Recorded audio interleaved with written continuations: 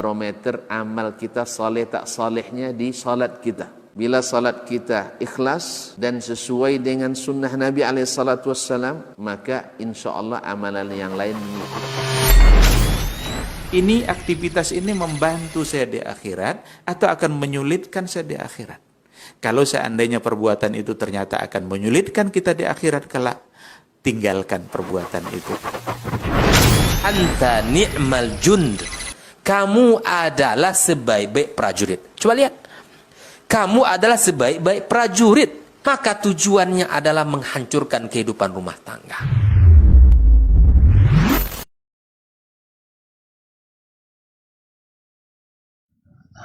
Alhamdulillahizil jalali wal ikram, sahibit tawli wal in'am.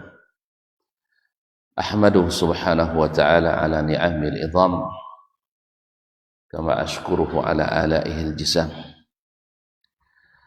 Ashhadu an la ilaha illallah wahdahu la syarika lah, al-malikul alam, wa ashhadu anna muhammadan abduhu wa rasuluhu sayyidul anam, alaihi afdhalus salati wa atammus salam, wa ala alihi sadatil alam, wa ashabil qadatil bararatil kiram, wa tabi'ina lahum bi ihsanin ma ta'aqabatil layali wal ayyam. Amma ba'du, fa awla ma yuftatahu bihil kalam fi mithli hadzal maqam al-wasiyatu bi taqwallahil malikil allam wa ta'atihi 'ala ad-dawam. Fa inna taqwallahi a'la nasab wa inna ta'atahu aghla muktasab. Inna akramakum 'indallahi atqakum wa tazawwadu fa inna khairaz zadi taqwa. Kaum muslimin, kaum muslimat, hadirin wal hadirat, wal musyahidin wal musyahidat, para alim ulama, tuan guru, para nenek mama, tokoh adat, tokoh masyarakat yang besar tak dipanggil gelar, yang tak bergelar tak hafal pula namanya, kaum muslimin dan muslimat yang hadir di Masjid Al-Muslimin. Betul? Ada ikhwan musliminnya enggak? Al-Muslimin saja, baik. Masjid Al-Muslimin Payakumbuh, ataupun yang menyaksikan serta mendengarkan melalui media dimanapun berada. Mohon izin kepada semuanya, insyaallah saya tidak lama, hanya sampai selesai. Mudah-mudahan menjelang terbit matahari, insyaallah kita sudah bisa pamit dan mohon diri. Kita sangat bersyukur karena kita masih termasuk orang yang bersyukur.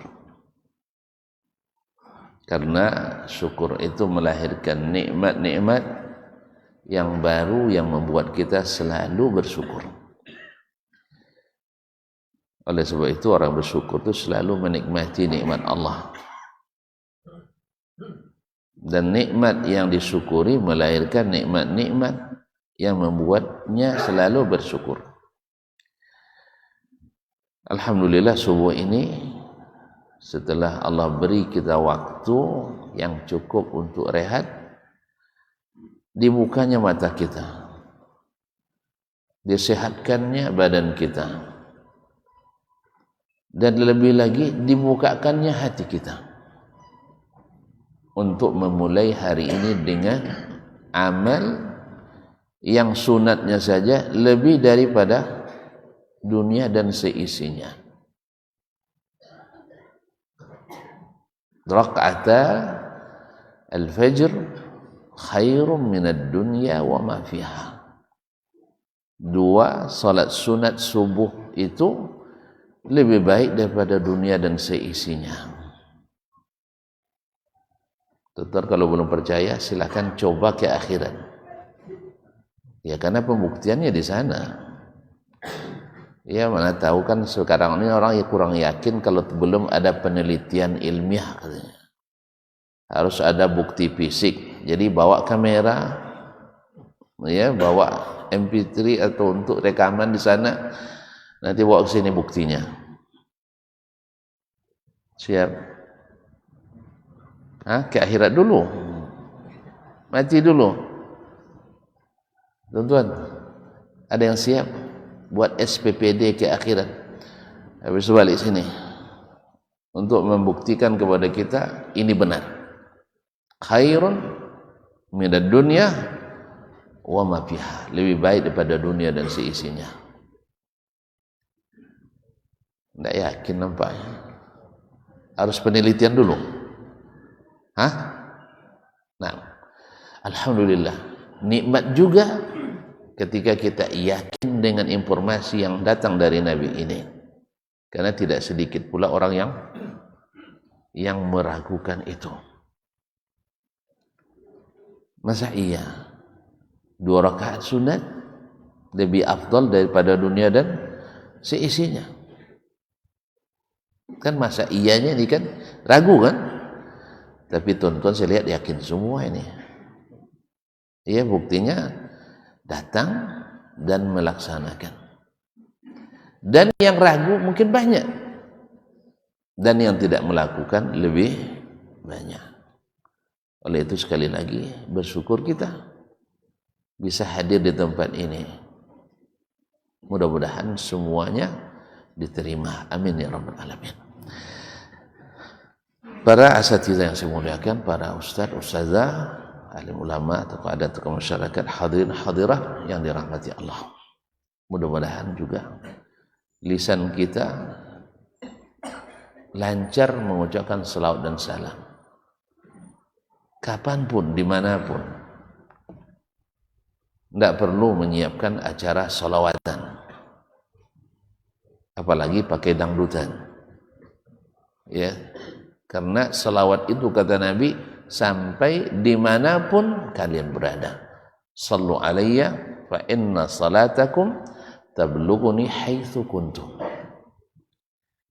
Salawatlah kepadaku dimanapun kalian berada, karena salawat itu sampai kepadaku dari manapun kalian mengucapkannya, atau dari manapun kalian berada. Subhanallah, beruntung kita untuk ngirimnya tidak perlu biaya ongkir. Ucapan selamat ke Pak Presiden perlu biaya kan? Tentu pernah mengucapkan selamat ke Pak Presiden? Belum ya? Kenapa? Tidak ada biaya. Sahih? Tidak ada biaya. Sudah pernah? Pak Wali Kota aja tidak ya? Karena perlu biaya. Minimal harus ada paket data. Iya, tapi kepada Nabi SAW semuanya gratis, ya, percuma. Malaikat yang sampaikan di saat yang sama lebih cepat daripada kiriman WA dan SMS kita. Sahih? Baik, kenapa tidak mau ucapkan selawat? Ucapkanlah sallallahu alaihi wasallam. Ini orang-orang baik-baik itu kaum muslimin, disebut namanya mendatangkan kebaikan. Disebut namanya selawat kita kepadanya, dan selawat kepadanya membuat Allah membalas selawat itu untuk kita. Berapa kali? 10 kali. Demikian juga orang yang saleh ketika meninggal, misalnya guru kita, imam-imam kita, misalnya Asy-Syafi'i, orang otomatis mengucapkan rahimahullah. Sahih? Lalu ketika kita ucapkan rahimahullah, ada tidak kebaikan untuk kita? Ada. Malaikat mendoakan kita. Padahal awak mendoakannya, sekarang dibalas oleh malaikat yang doakan kita. Abu Bakar Siddiq itu bilang radhiyallahu anhu, dijawab malaikat walaka mithlu. Makanya, tapi beda kalau disebut Abu Lahab.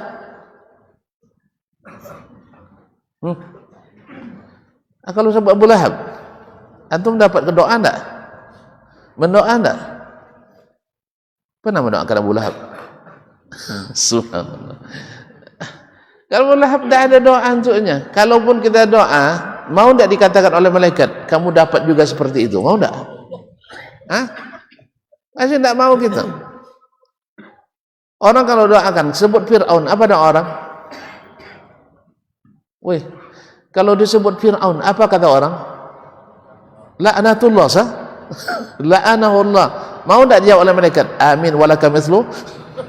Enggak.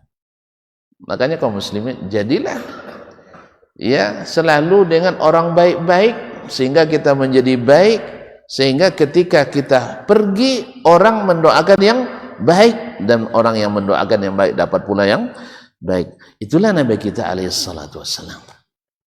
Matinya pun disebut namanya pun menyebabkan kita mendapat kebaikan. Ma'asyiral kiram yang dirahmati Allah, ini ilmu nih mahal karena turunnya dari ilmu kita ini mahal. Tidak percaya saya. Ilmu yang kita miliki ini dari mana dapatnya? Tuan-tuan tak mau ditanya ya? Hah? Ini subuh nih, lepas subuh nih rentan ngantuk, makanya saya harus dua arah, jangan saya arah saja. Saya bisa aja baca seperti baca berita aja kan, cuma nanti berita tidak sampai, tuan-tuan tidak kulai. Baik, mohon maaf ya, antum risiko di depan jadi kena apa terus, cisar terus. Ada masalah? Tidak ada masalah, beritahu, jangan di belakang nanti. Ustaz ni awak terus dia berapa? Nah. Atau saya kena denda? Hah? Enggak, alhamdulillah. Kan tidak lama, sebentar lagi tu bunyi alarm. Ya, kalau bunyi alarm kita biarkan aja. Kita tetap lanjut. Berapa menit lagi Ustaz? Hah? Masih panjang. Jangan. Nanti tuan-tuan apa besok jangan bawa lagi Ustaz, tu lama katanya. Jadi sebentar-sebentar aja. Pokoknya sudah mulai terkulai, kita usai. Baik kaum muslimin dan muslimat. Sampai di mana tadi saya? Hah? Ilmu kita ini mahal. Kenapa mahal? Kenapa mahal?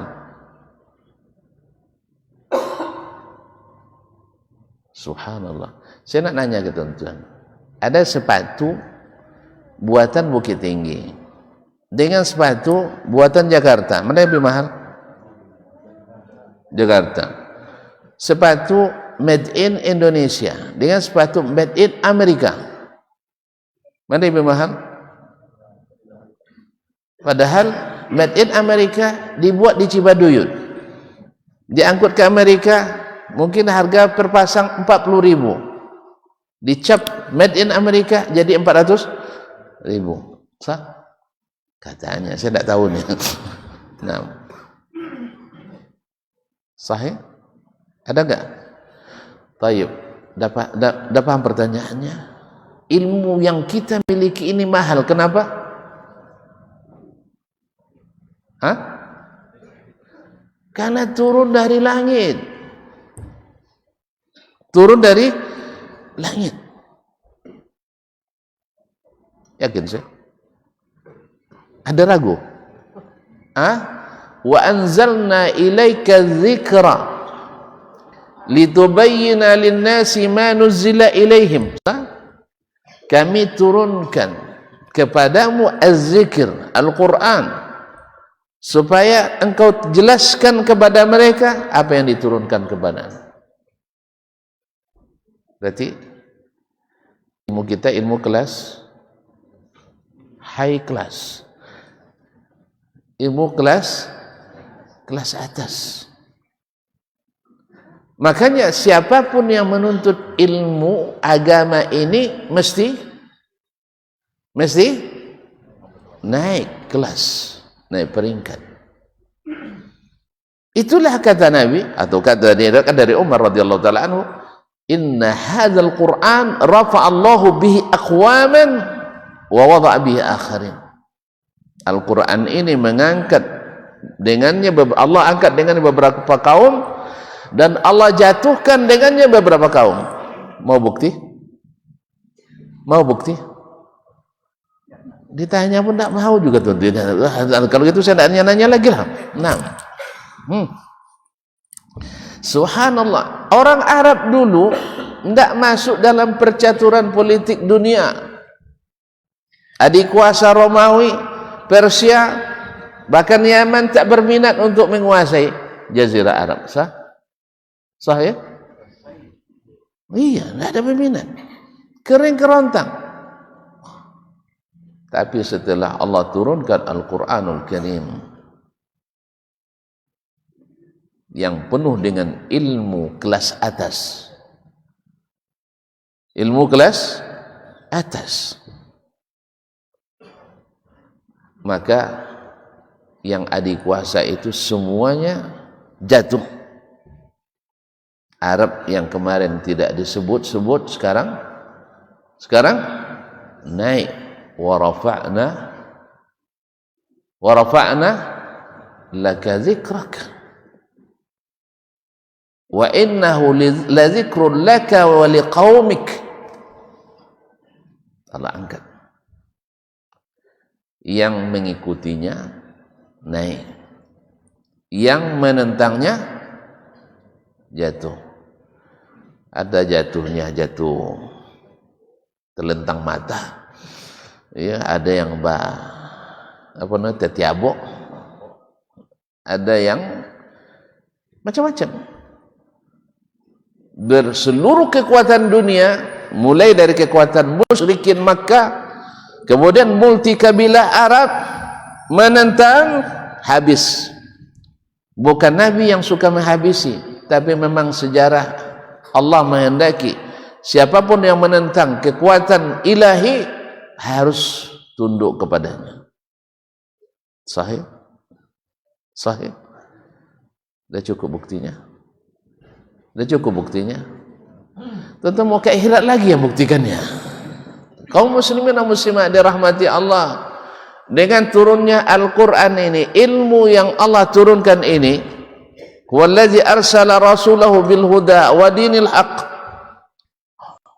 dia yang telah mengutus rasulnya dengan huda wa dinil haq. Al-huda menurut penafsiran amatul mufassirin adalah al-ilmu nafi', ilmu yang bermanfaat. Wa dinil haq adalah al-amal as-salih. Agak al-huda, ilmu yang bermanfaat, dinul haq yang berbuah amal yang saleh. Kaum muslimin kaum muslimat dirahmati Allah, dengan ilmu yang diturunkan ini naik peringkat semuanya di dunia dan sampai ke akhirat.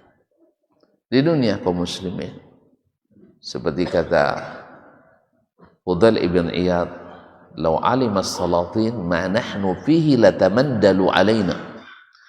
Kalau penguasa-penguasa itu tahu bagaimana nikmatnya orang-orang berilmu, mereka akan mengemis kepada kita.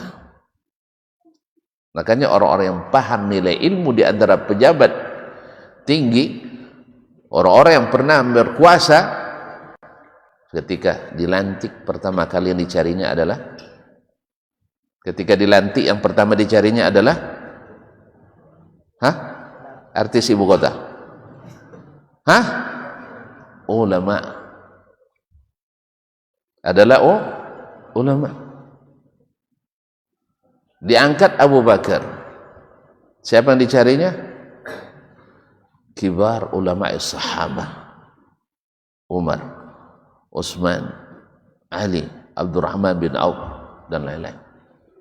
Didekatkannya. Berkuasa Umar radhiyallahu taala an, maka dicarinya baqiyatu al-asharah, dan seterusnya.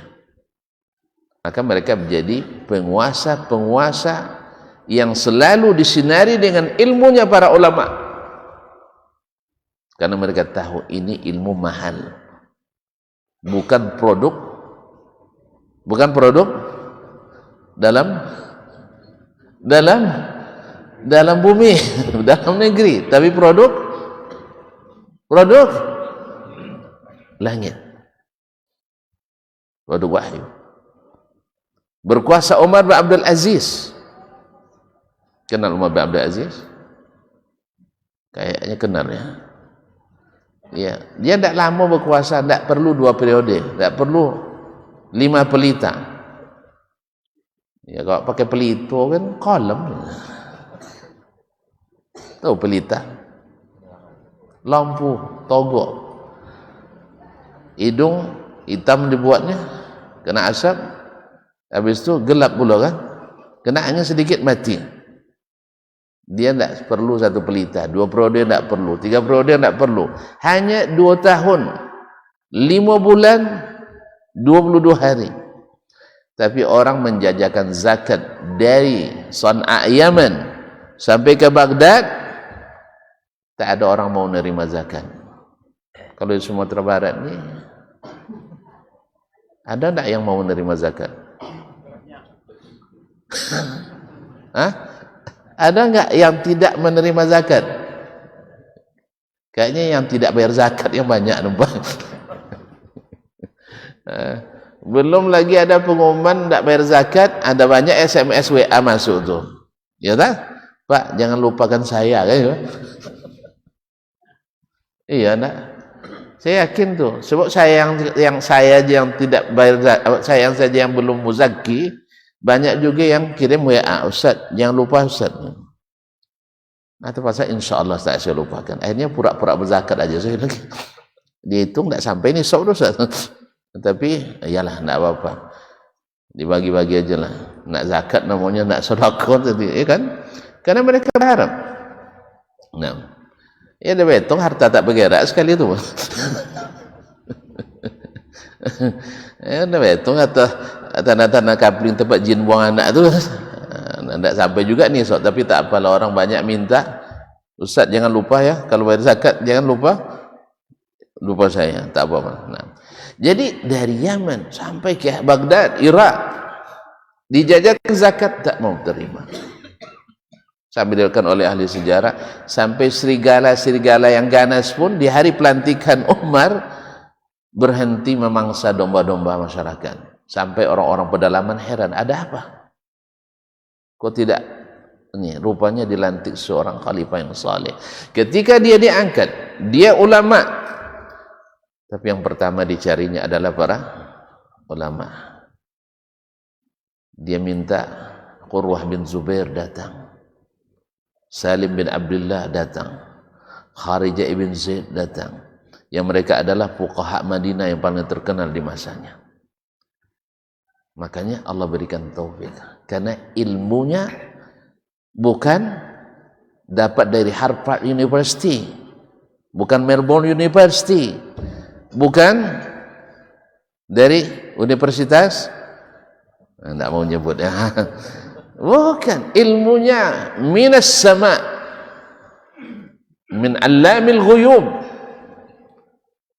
sehingga yang terjadi adalah barakatul ilm, barakatul amal, dan barakatul at-taqwa.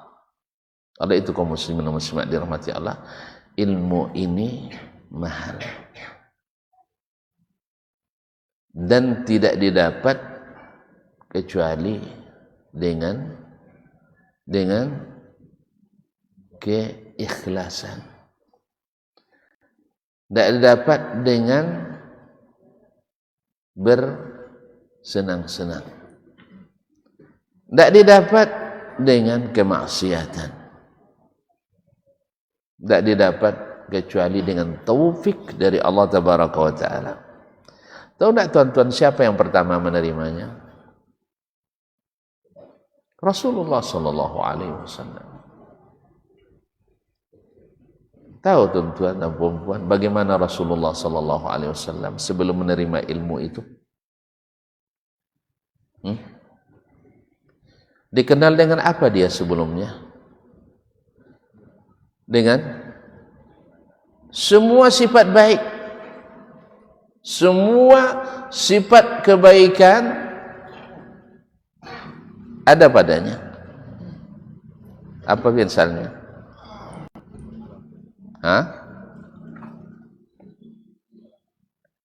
Tak jelas ya. Antum pemalu. Apa namanya? Sifat pemalu. Masya Allah. Nabi dikenal pemalu sejak dari awal lagi. Sehingga auratnya saja tak pernah terbuka. Kecuali sekali waktu kanak-kanak. Ketika ikut gotong royong ngangkat batu. Ya, jadikannya alas sebagian apanya untuk ngangkat batu itu terbuka. Selepas itu tidak. Apa lagi? Amanah, Masya Allah. Antum langsung to the point ya. Al-Amin. Gelar yang diberikan secara bukan secara apa namanya pakai tim sukses. Kalau kita kan ada juga Al-Amin kan, tapi sayang tak kan ada Amin kemarin, ada Amin. Nah itu kreasi tim sukses. Sahih? Iya dah. Nah, misalnya ada kadang-kadang pas profesional, amanah dan apa lagi mas?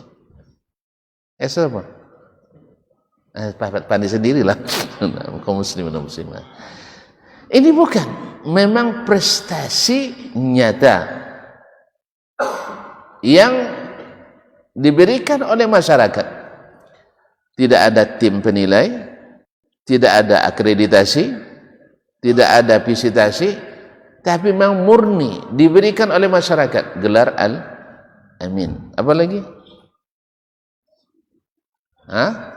At-Tahir, orang bersih. Apa lagi? Ma ra'aitu ahadan aktsara tabassuman min Rasulillah SAW. Orang yang tak pernah, kata Anas, saya melihat orang yang lebih banyak tersenyum dari Rasulullah SAW. Apa lagi? Aktif. Walaupun di masyarakat jahiliyah tetap tidak ikut jahiliyah, tapi yang tidak jahiliyah dia selalu ikut serta. Sahih? Kan di masa jahiliyah kan tidak semuanya jahiliyah. Khamar iya, tapi Nabi tak minum khamar. Judi iya, tapi Nabi tak pernah ikut berjudi. Syirik marak. Dalam Ka'bah 360 ekor berhala sebanyak hari setahun. Subhanallah. Ini dengan ilmu atau karena nafsu ini? Berhala itu dengan ilmu atau karena nafsu? Makanya orang kalau tak berilmu jatuh seperti ini. Batu yang diukir sendiri, batu yang dilap bila berdebu dilap sendiri, batu yang kalau nak pindah tak bisa pindah sendiri, batu yang ketika datang gempa pecah sendiri lalu dibuat lagi. Yang kadang-kadang lucunya kata sahabat radhiyallahu anhum setelah masuk Islam, mereka ingat masa-masa jahiliyah dulu. Ya mau nggak betul lah kita dulu ya katanya. Iya, baru tahu kan setelah berilmu. Waktu itu semua merasa enggak bongak dia, orang hebat semua, orang cerdas. Kenapa? Dulu ketika musafir nak bawa batu berat. Iya, patung itu. Dia kan pergi berhari berbulan-bulan. Ke Syam sebulan pergi, sebulan balik.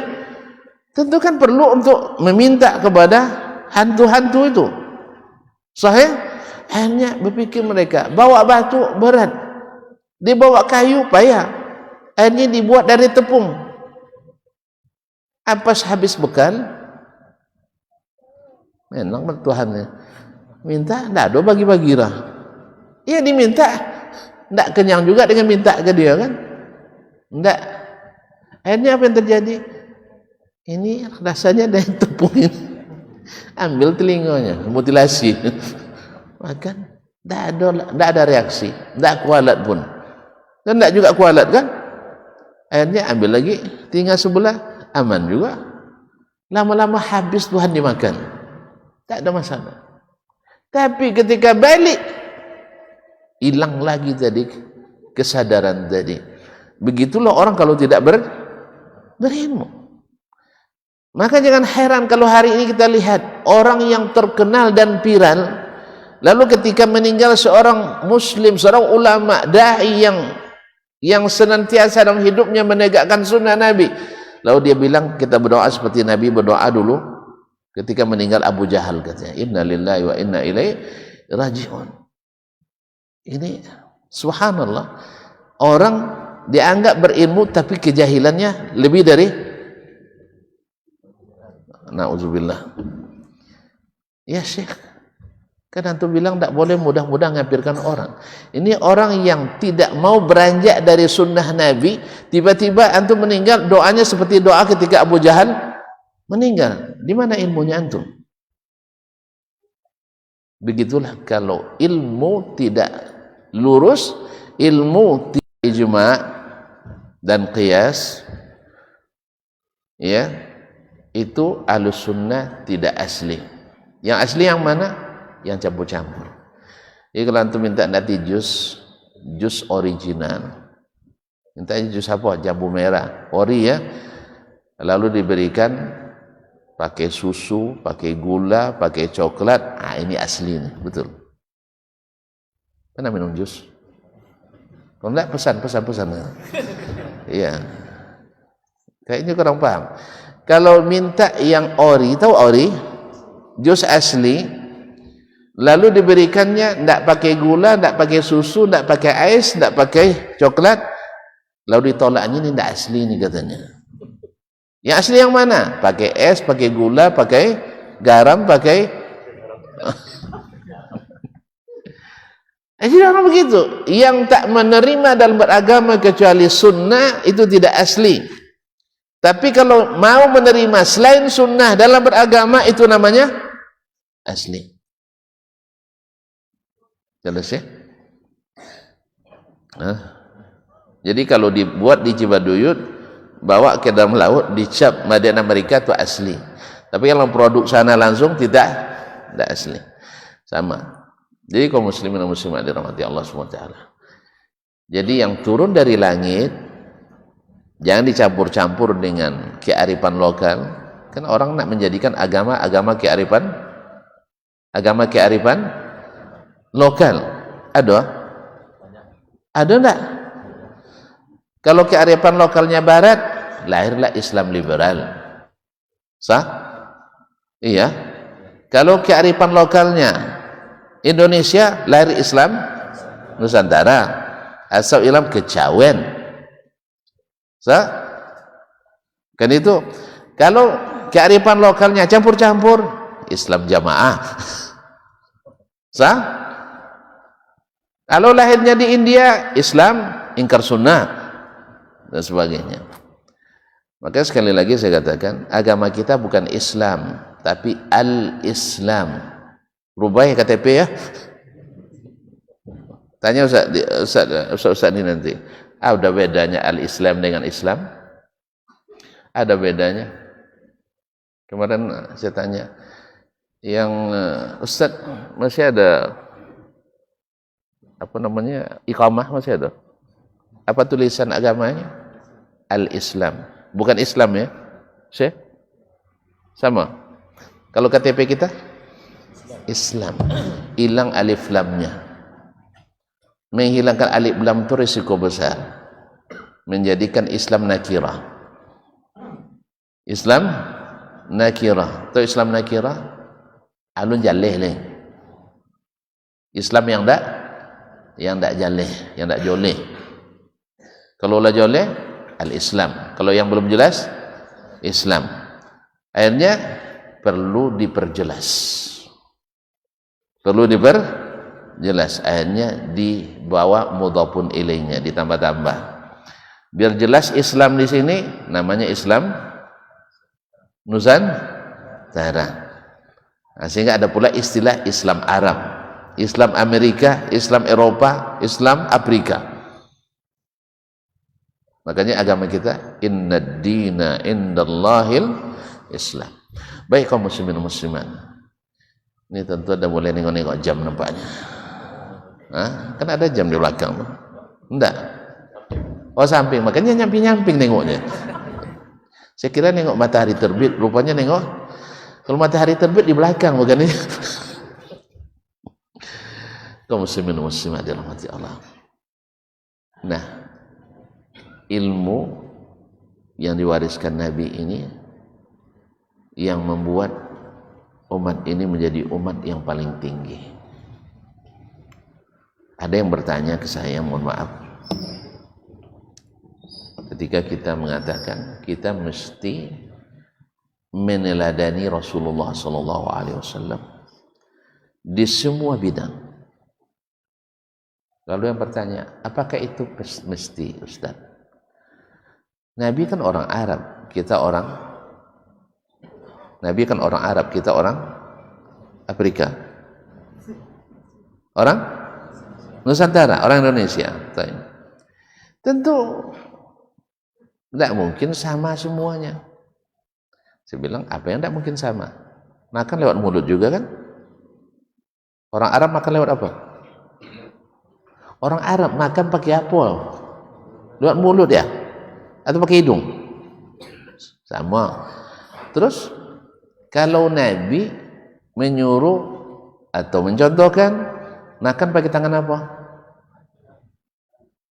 Tangan kiri, tangan kanan. Kanan. Terus harus berbeda juga dengan dia. Masih makan pakai tangan dan pakai mulut. Apa yang beda? Sama kan? Sama enggak? Sama. Bisa kita ikuti enggak?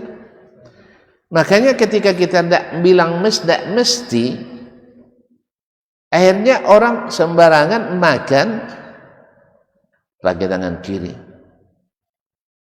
Saya pernah hadir di sebuah acara, 7 profesor doktor di bidang agama sebagai narasumber, 5 alhamdulillah istiqamah, minum pakai tangan kiri.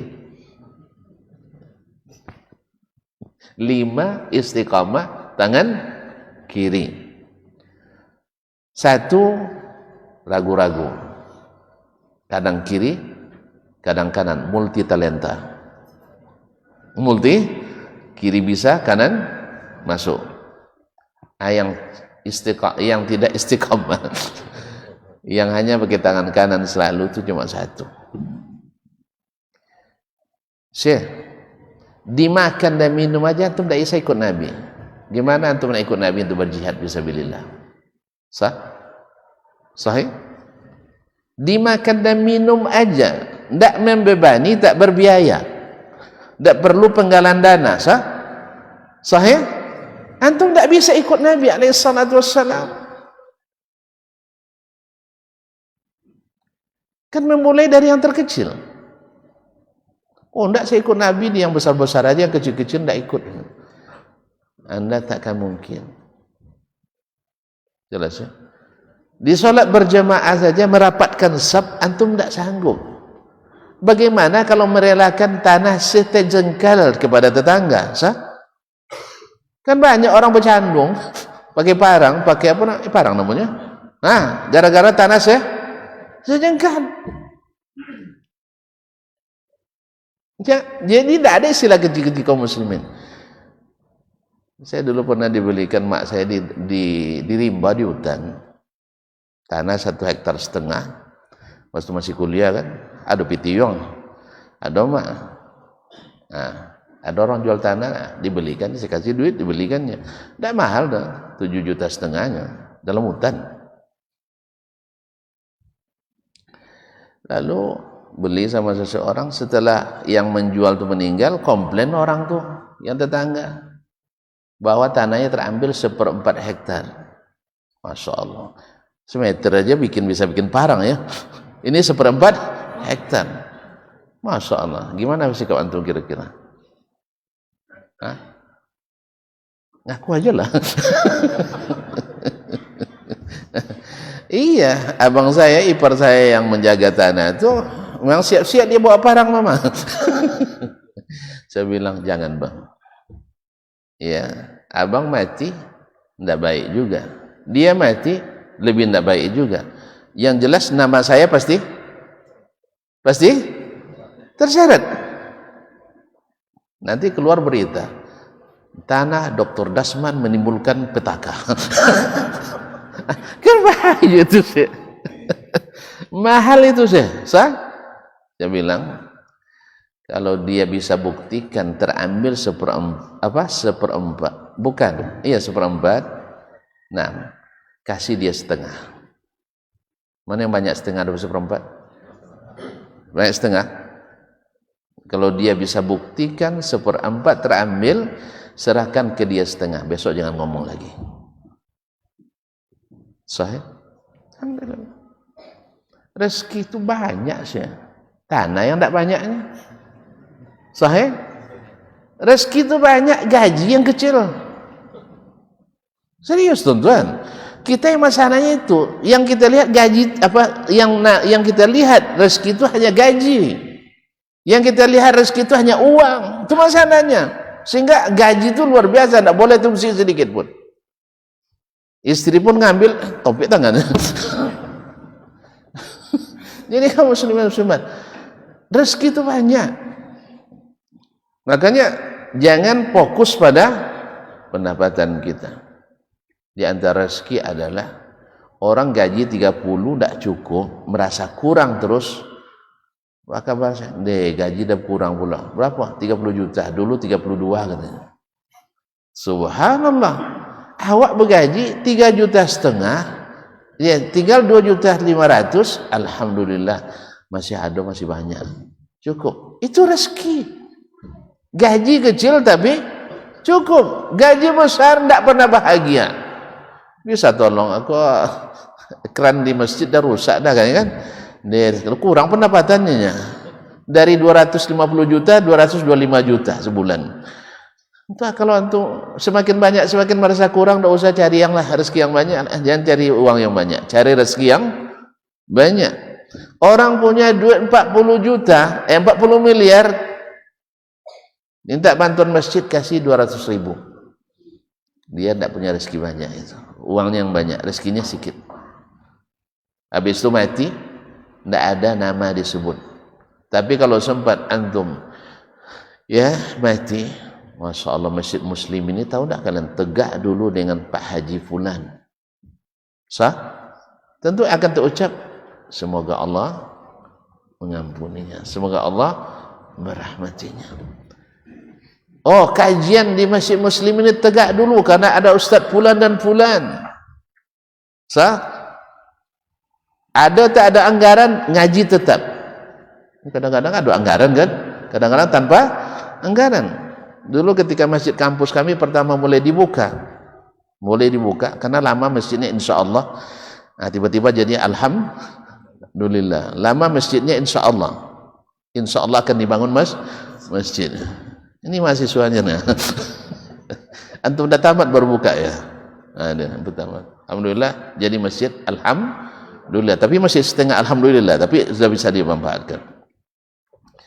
Berjalan beberapa bulan tak ada kajian. Lalu saya usulkan sama pengurusnya, Ustaz, bukalah kajian Ustaz, minimal kultum, kuliah terserah antum. Iya kan? Kuliah terserah antum. Kata beliau, tidak ada anggaran Ustaz. Saya bilang, jangan tunggu anggaran dulu.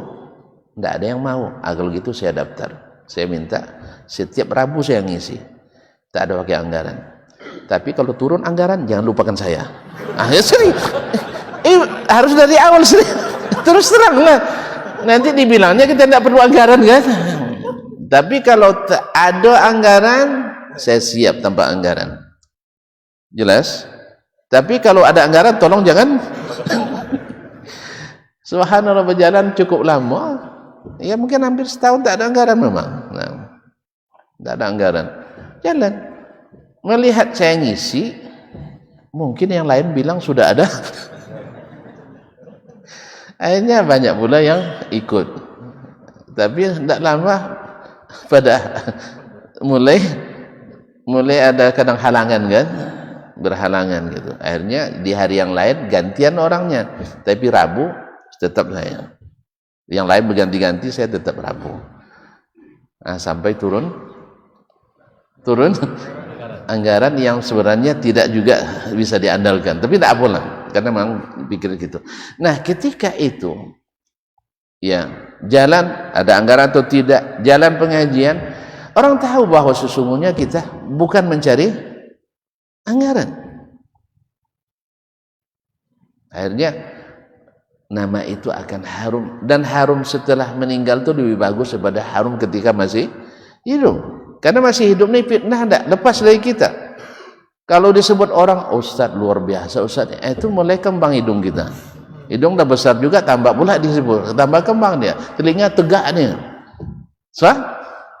Kita pantang di apa? Pantang dikusuk-kusuk punggung tuh, masya Allah, hilang niat tadi. Makanya tidak usah dikusuk-kusuk punggung ya.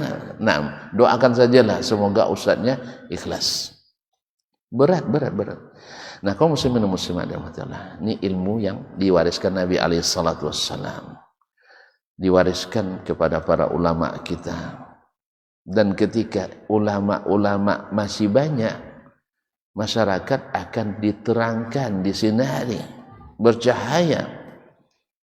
Tapi ketika mereka mulai meninggalkan ulama, atau ulama meninggal, kata Nabi alaihi salatu wassalam, itu adalah musibah besar. Ketika meninggal Zaid bin Thabit radhiyallahu taala anhu, yang dulu menjadi pengumpul Al-Quran, pencatat wahyu di zaman Nabi alaihi salatu wassalam, dibebani mengumpul Al-Quran di zaman Abu Bakar radhiyallahu anhu. Kata Abdullah bin Abbas, al-yawma dhahaba ilmun katsir. Hari ini ilmu banyak yang pergi. Dengan perginya alim, banyak ilmu yang hilang. Innallaha la yaqbidul ilma intiza'an yantazi'u min qulubil ibad, walakin yaqbidul ilma biqabdil ulama. Sesungguhnya Allah mengambil ilmu itu tak dicabut dari hati-hati kita, hilang begitu saja, kecuali di akhir zaman nanti. Tapi dengan wafatnya para ulama, sesungguhnya wafatnya ulama itu musibah bagi orang yang istiqamah. Tapi bagi ahli subuhat merupakan nikmat. Nasallallahu salamatul afiyah. Semoga Allah membersihkan hati kita dari kotoran-kotoran yang membuat kita membenci sesama kaum muslimin. Tahu enggak tuan-tuan, dulu orang jahiliyah kotor hatinya, ada saling bermusuhan, lalu dibersihkan oleh Allah, kemudian Rasulullah dengan ilmu yang diturunkan, fa asbahtum bi ni'matihi ikhwana. Sebab ilmu yang diturunkan itu mengajarkan kita untuk selalu nengoknya ke atas. Orang kalau nengok ke atas, di atas banyak rezeki. Kalau nengok ke bawah, kecil. Makanya dunia ini kalau itu yang kita tengok, membantah terus kita, sebab sempit. Kalau nengok ke atas, lapang kan? Lapang tak? Oleh sebab itu makanya kita, mohon maaf, Ibnu Qayyim ketika mengajarkan anak-anak supaya ketika menghormati orang tuanya dengan mencium jidatnya, keningnya, bukan dengan menunduk-nunduk, memotokopi telapak tangannya. Apalagi itu motokopi cium timbal balik. Kan yang ada timbal balik kan fotokopi. Sekarang orang cium tangan timbal balik. Ini istilah Ahmad nih, bukan istilah saya itu. Nah, Ahmad yang buat istilah. Jadi fotokopi timbal balik. Apa sebab? Ketika mencium kepala adalah yang paling berharga di antara anggota tubuh kita. Sahih? Maka dia yang patut dicium. Dia yang patut dicium. Yang kedua, orang yang menciumnya sambil menghargai tapi tidak merendah-rendah. Tapi kalau tangan, antum kalau cium tangan apa yang terbayang? Salam tempel. Makanya anak-anak ketika cium tangan kita harap dapat salam tempel. Akhirnya terpaksa menghamba-hamba. Itu diantara makna ya hikmah yang disebutkannya. Wallahu a'lam. Tuan-tuan boleh berselisih paham dalam masalah ini, tidak ada masalah. Ini masalah khilafiyah. Ada ulama beri rukhsah untuk cium tangan. Ada yang mengatakan makruh, ada yang mengatakan tidak boleh. Tapi jelas-jelas kalau sampai merangkak-rangkak, sampai merukuk-rukuk itu tidak boleh. Kemudian kalau cium tangan, nak fotokopi atau tidak itu urusan lain ya. Tapi yang jelas ini diingatkan oleh para ulama, ini sering kita lalaikan.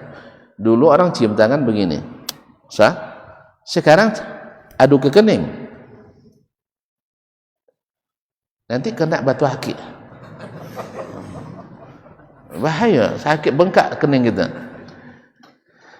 Cium itu ada yang bolehkan, tapi kening tak boleh, karena itu seperti sujud. Jadi ajarkan anak kita, kalaupun dibolehkan cium tangan, cium bukan ke kening. Jelas ya, karena itu masuk hayatus sujud, seperti sujud kepada tangan orang tua tadi. Apalagi kalau sambil sujud itu teringat pula dapat 2.000 5.000. Ya, jadi kaum muslimin dan muslimat. Tapi kalau orang Arab, mereka menghormati yang lebih tua dengan mencium kepalanya, karena kepala ini memang harus dihargai. Kalau sekarang orang lebih banyak menghargai tangan, karena banyak, makanya orang berduit lebih dihargai daripada orang berilmu. Sahih? Nah, berarti tidak paham. Berarti kita sedang tidak baik-baik saja. Dengan ilmu yang Nabi bawa itu, jadilah sahabat yang dulu bermusuhan saling bersaudara, bahkan lebih dari saudara kandung. Wa yu'thiruna ala anfusihim walau kana bihim khasasah. Dengan ilmu kita hari ini, persaudaraan itu teracak-acak. Yang ustaz nak ngambil jamaah lebih banyak, yang pemimpin ormas nak ormasnya lebih dikenal, yang pengurus harus dia yang lebih berprestasi, pejabat harus dia yang harus dihormati. Nah.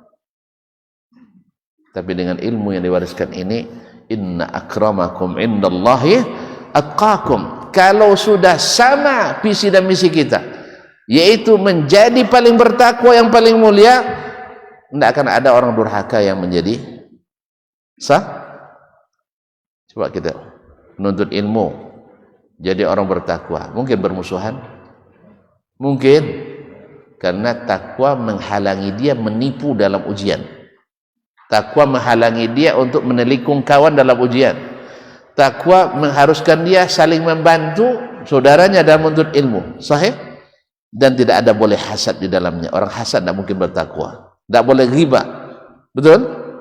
Pedagang, ketika dia ingin menjadi pedagang bertakwa, tidak mungkin curang dalam menimbang, tidak mungkin menipu dalam menakar, dan tak mungkin mengambil yang bukan haknya. Ketika berhutang dia bayar, ketika bermasalah dia mau memaafkan. Sahih? Ketika pejabat yang tujuannya untuk bertakwa, tidak mungkin dia akan korupsi, tidak mungkin dia akan menzalimi orang lain. Makanya ilmu yang diturunkan ini mahal. Makanya ketika wafat para ulama, itu sebenarnya luar biasa kita kerugiannya. Apalagi yang selalu mengingatkan kita kepada zaman Nabi alaihissalatu wassalam. Tidak ada sistem ekonomi yang lebih baik sebaik zaman Nabi. Tak ada sistem pendidikan lebih baik seperti zaman Nabi.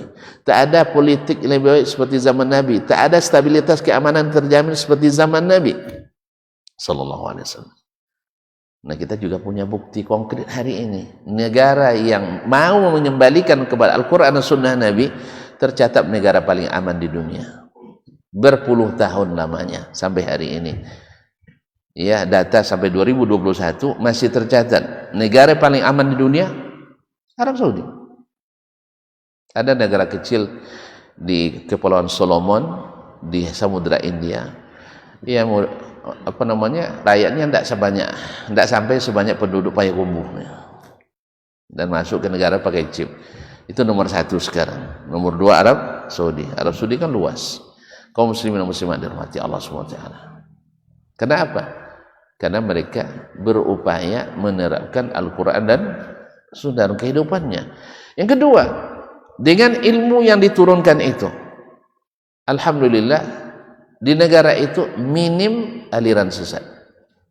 Walaupun ada tapi tak eksis. Tapi kalau di negara kita, makali tidak bisa disebut. Inna rahmatan subhanallah. Belum lagi yang hari raya sepekan sebelum terlihat hilal, dia kok bisa hari raya? Saya telepon Allah Ta'ala. Ada yang bisa berkomunikasi dengan malaikat. Ada Habib yang kalau kuburannya terganggu oleh, pernah dengar cerita Habib? Jadi ceritanya ada orang zalim dikubur di samping kuburan Habib. Karena zalim disiksa malaikat. Akhirnya Habibnya bangun, berhentilah siksa orang itu, terganggu tidur saya, katanya. Akhirnya nanti jadi bisnis lagi. Kuburan dekat Habib bebas azab kubur. Nanti pajaknya naik. La haula wala quwata illa billah. Yang seperti ini di sini luar biasa kaum muslimin.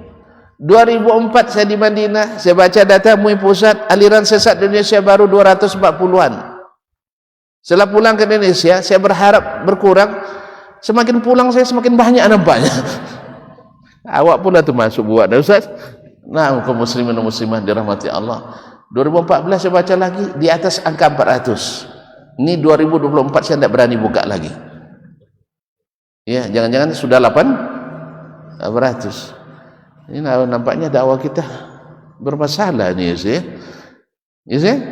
Semakin banyak aliran-aliran sesat yang eksis.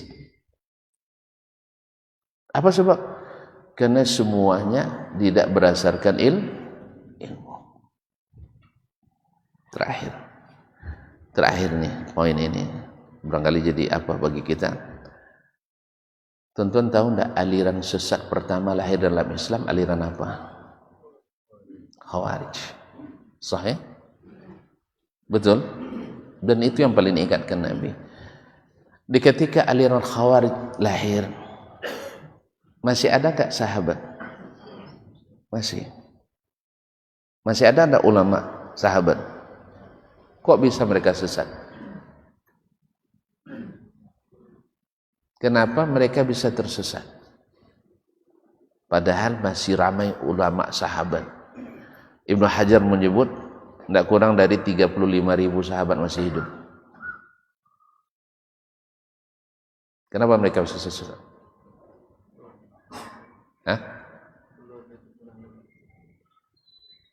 Tapi ada sahabat. Berarti sahabat keluar dari tuntunan Nabi. Terus kenapa Khawarij bisa tersesat? Sahabat masih ada.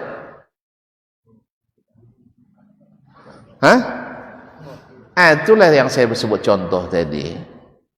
Yang menghidupkan sunnah dianggap sesat. Yang menghidupkan selain sunnah dianggap lurus. Khawarij memutus mata rantai mereka dengan sahabat.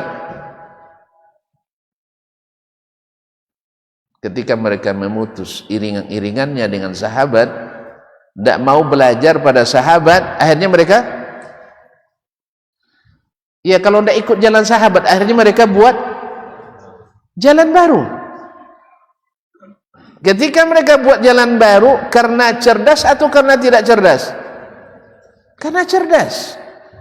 Orang-orang berpikiran. Makanya ahli kesesatan itu selalu menuduh ahli sunnah, tak nak jalan. Coba baca Al-Quran tuh, ditadaburi, seluruh penentang Rasul menuduh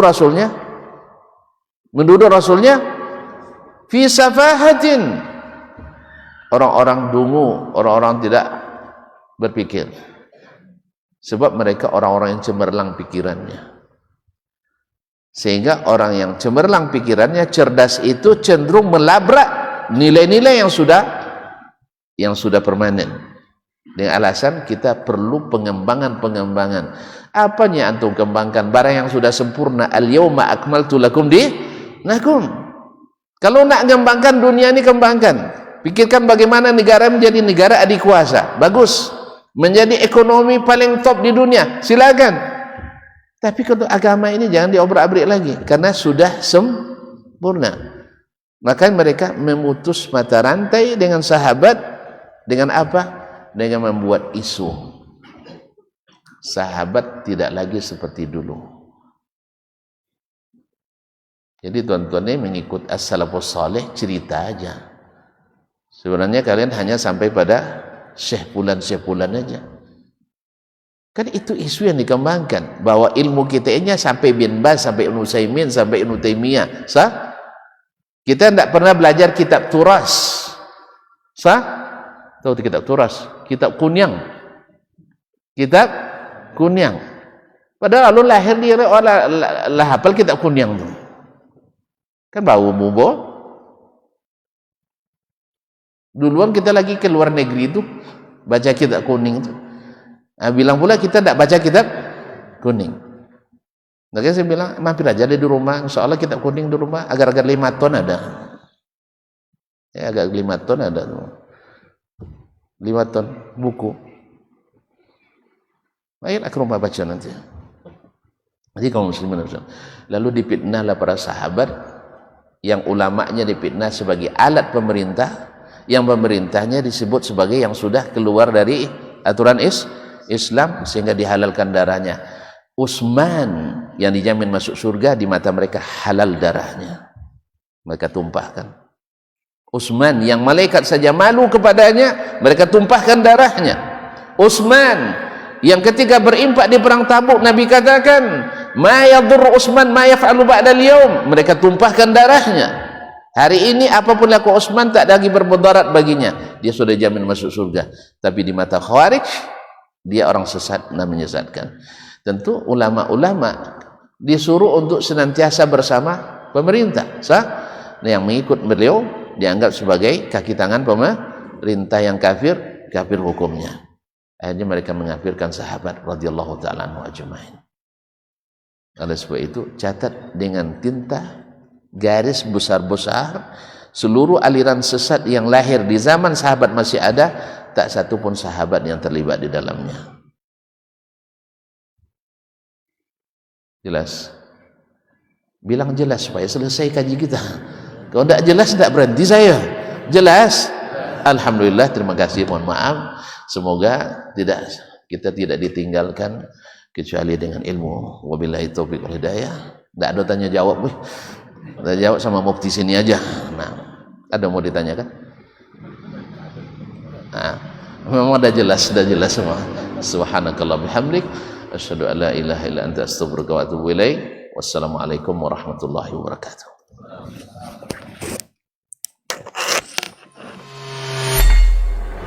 Di para sahabat itu, kaum muslimin, yang terbayang bagi mereka itu adalah infak, yang terbayang bagi mereka adalah sebuah kebahagiaan, keselamatan di akhirat yang kekal dan abadi di sisi Allah tabaraka wa taala. Semua kita boleh klaim sekarang. Kamu cinta Nabi? Cinta Ustaz. Cinta Nabi? Cinta Ustaz. Termasuk saya. Cinta Nabi? Cinta. Dapat tahunya besok di akhirat. Maka apa kata Nabi SAW? Amalur rajuli biyadih. Penghasilan yang terbaik adalah pekerjaan yang dilakukan oleh seseorang dengan tangannya sendiri. Wa kullu bai'in mabrur. Dan setiap jual beli yang mabrur. Ini aktivitas ini membantu saya di akhirat atau akan menyulitkan saya di akhirat? Kalau seandainya perbuatan itu ternyata akan menyulitkan kita di akhirat kelak, tinggalkan perbuatan itu.